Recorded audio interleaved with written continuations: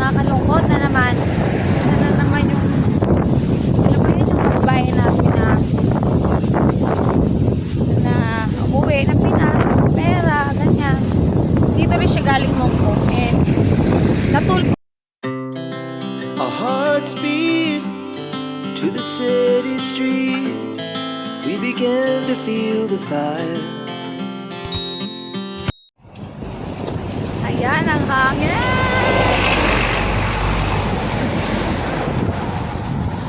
Alkabok. Hello, people of the Universal. Welcome back again sa aking YouTube channel. This is Matthew. We are on the house. Nasilaw ako. At wala dinala kang shades ko. Good morning, guys. Good morning. So today, parang malamig ah. Parang nilalamig ako. Araw eh.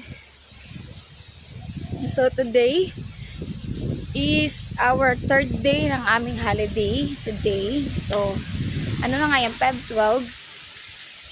So it's another day na lalabas tayo. Kasi last Saturday hindi ako lumabas ng first Chinese New Year dito, guys. So hindi ako lumabas, sa bahay lang ako, naglinis ako ng kwarto, ganyan. Talagang hindi ako gumala ng Saturday. And Sunday, syempre, nasa church tayo. As usual, naman yan. So, today, Monday, still our off.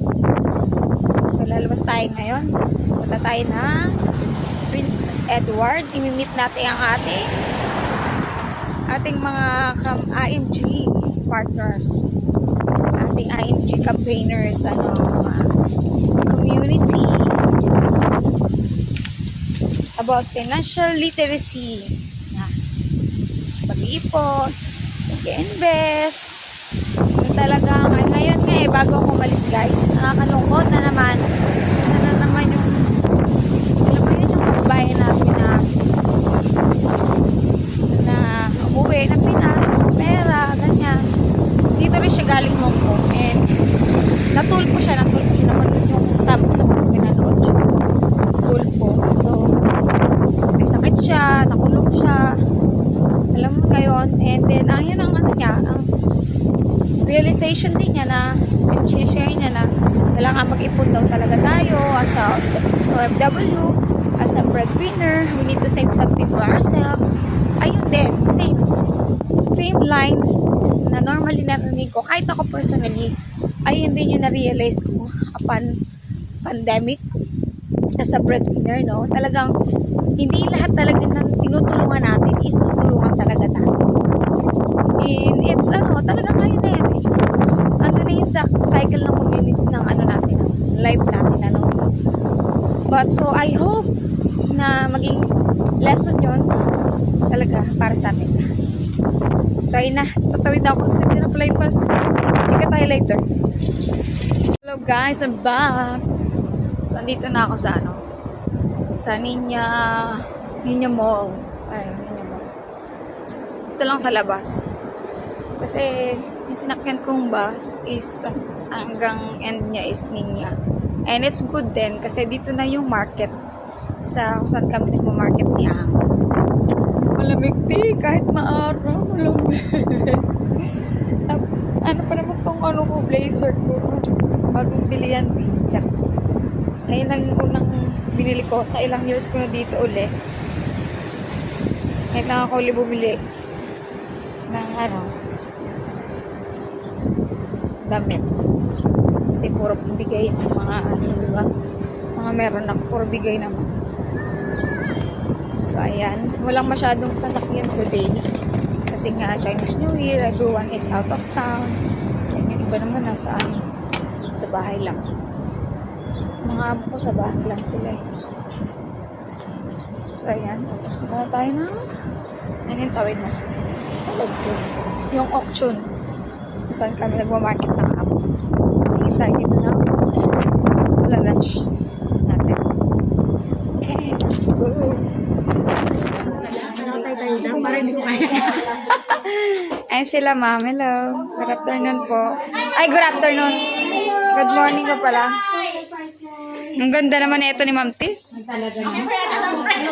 Fresh. Yung 100K yung laman ng soldibo.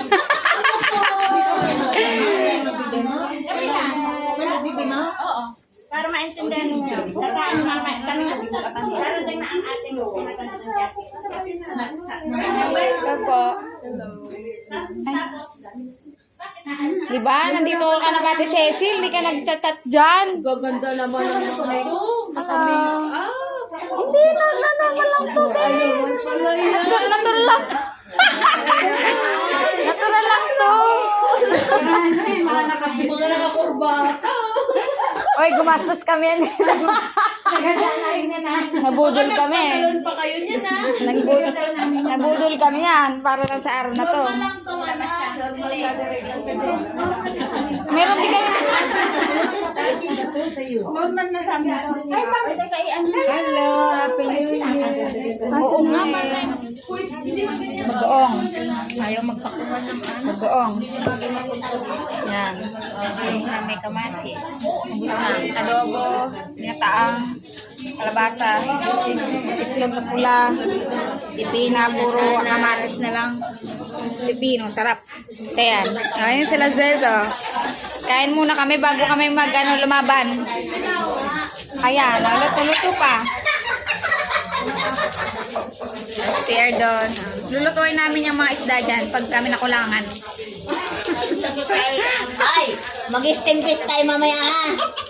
Ate, nasa may-ari ng isda din eh. May prito. Ayan o. Champagne. Kain muna tayo. Yan guys. Yung mga guests namin today. Ito yung mga kabayan. Apo. Para makasama. Kasama. Meron tayo orientation today. Ng isang time, muntik na ako masagasaan kasi nalilito na ako kung saan ako pumunta kasi yung mga bata ko sila lahat ninalagnat. Wala akong sahod doon para makabili Ayan. ako ng gamot.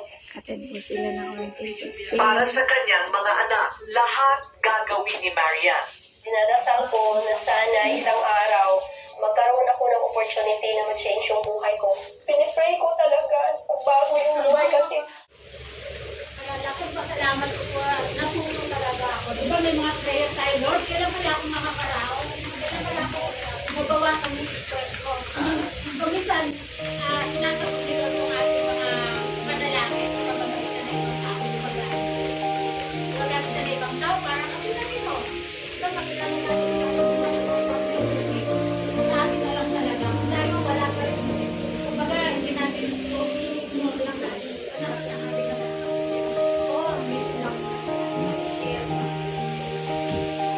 Nakakatabi sa bus, kailangan na rin kami sa akin.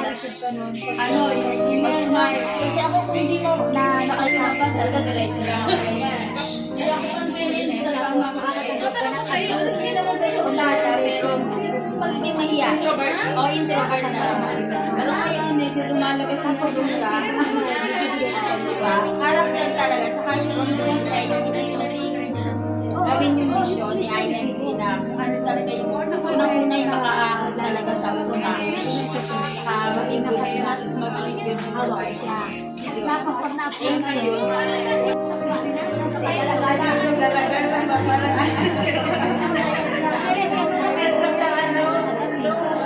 Una din, ako loner din. Gusto ko lang pag-diok, mag-isa ako. Pero may ako, kagrupo din. Busy sila nung time na yun. Mag-solo na lang ako. So, pumunta ako ng sinadaran. Yun na, ako si Lisa sa Katidikura na ba? May na-argue siya dito. Ako yung taga-ulan dahil may edad na kasi yung inaano niya. Totoo kami, first meet namin yung 2018. Tsaka plano ko talaga humanap ng insurance ba?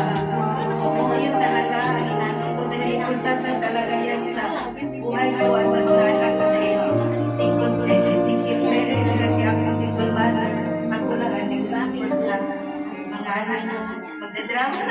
Ayan, hello guys. Magandang gabi. So, ayan. Pauwi na ako ng bahay. Dito na ako sa may park sa malapit. So, gusto ko lang end yung vlog. So, today today, productive na day today. Kita ba? Ayan. May tao kasi dito kaya nailang ako eh. So, ayan. Productive yung araw ngayon kasi yun nga, yung today, meet tayo ng mga ating mga other campaigners, ating mga ka-IMG campaigners, mga guests namin na gusto rin matuto, mag-ipon, magkaroon ng sariling healthcare, ganyan. So, ayun, mga tao na gusto rin, mga kababayan natin gusto rin matuto. And yeah, successful siya today. Yan, minsan lang naman din kami magkita-kita kami sa team namin. Kasi nga, syempre, nasa church ako, kami every Sunday, family ako, diba? Sunday, may kanya-kanya kaming mga lakad pag Sunday. So, ayun, nagkita-kita kami once in a while. Kami, nagkita-kita. Ayan. And masaya, may iyakan portion kasi diba, talaga marami kami natutunan dito sa IMG, mga realization, mga naunang mga members. No? So, yeah, it's not too late. It's not too late to start and to learn other things, new things, especially sa ating financial. Talaga katulad nga sinishare ko kanina, hindi tayo forever dito and kailangan talaga natin mag-save, matutong mag-ipon para sa sarili natin. Dahil pagdating ng panahon, dahil hindi naman lahat talaga na tinulungan natin is tutulungan talaga tayo. So, yan lang yung yung other side na ginagawa ko dito. Sa Hong Kong, syempre, hindi lang tayo basta dapat nag-stay as a katulong lang, diba? So, we need to do other things that we will learn and help us also, as well especially sa ating financial, na pwede natin i-share din sa ating pamilya. Unang-una yan, na gusto natin i-share sa ating pamilya, sa ating kaibigan, sino mang importante sa atin, diba? Kasi importante talaga yung matuto talaga tayo. So, ayan, marami na tayong narinig ng mga kwento ng mga OFW, na umuwi na walang ipon, umuwi na wala talaga silang na-invest para sa sarili nila, umuwi na, alam mo yun, ayun yung nakakalungkot eh. Marami tayong narinig na gano'n na experience na wala talaga as in back to zero talaga nung umuwi ng Pilipinas, no? Kahit ilang years na silang nagtatrabaho sa abroad, but still ganun pa rin. So, this time, we need to take action para hindi rin natin maranasan yun. Pero hindi naman sinasabi na kailangan malaking ipon agad, but we start from small. Talagang, it's better to start small para maging habit natin yun. Kasi hindi talaga natin yan habit. Wala sa ating bokabularyo as a Pilipino yung mag-ipon talaga. We just want to help, help our family like this and like that, to give everything for them. But we need to save something for ourselves. So, ayun lang. End ko na yung vlog ko dito, guys. And I hope you like this video.